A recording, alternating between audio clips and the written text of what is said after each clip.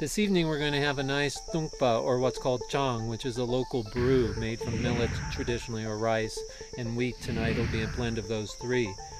And tungpa refers to actually bamboo, when you drink it out of bamboo. And so right now Pasang is looking for a good piece, or a good few pieces. Yeah, you think that's good? Yeah. Yeah, likewise. It looks good to me. In all my vast experience.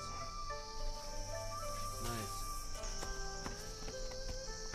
So here we have the chang being made, fermented. It has millet, rice, and wheat in this particular blend. And the yeast that they get is from a fern, I believe, but it's collected out in the woods and then cultivated, as it were.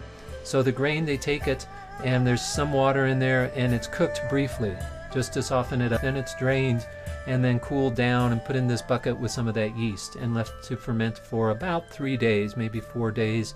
If you let it go a little longer, it'll get a little stronger.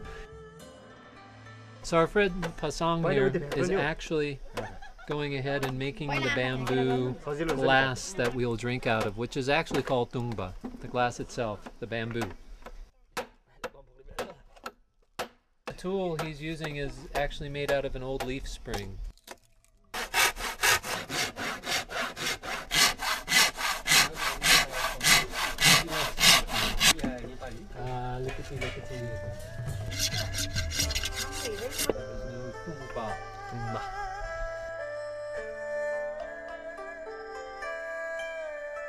So now Pasang is making the straw, and he took a very small piece of bamboo, and bamboo, as you know, is hollow, and then cutting it off below, right here you can see the joint right in here, and so he shaved off 2 sides of it really close, and then using a little stick just poke through to create 2 little holes there, and that's the bottom of the straw.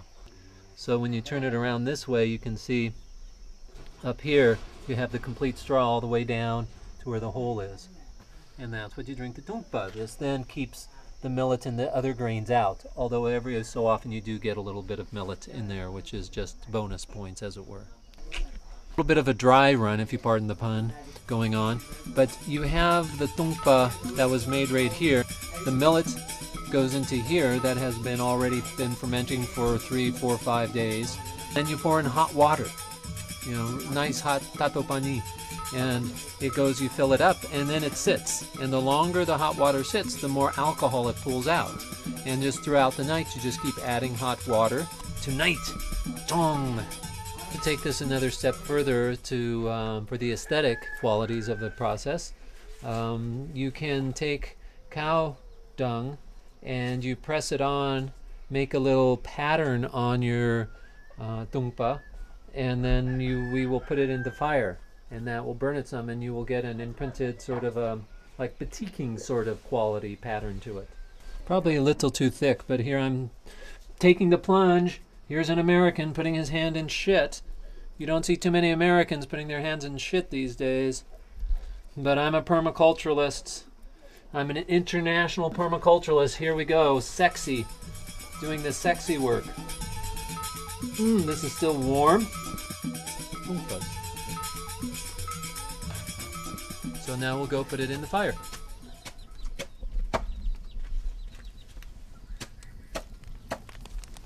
I would say it is somewhat imperative that one does this. If one is really into sustainable tourism and really wants to understand culture, one must put their hands in the shit, literally.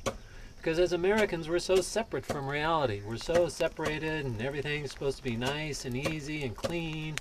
And really what I love about India is that everything's in front of you, and it's about engagement.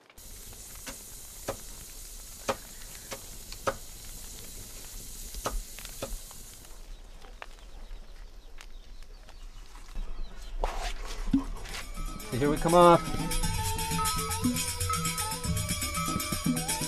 So we have our tungba snake. Tungba.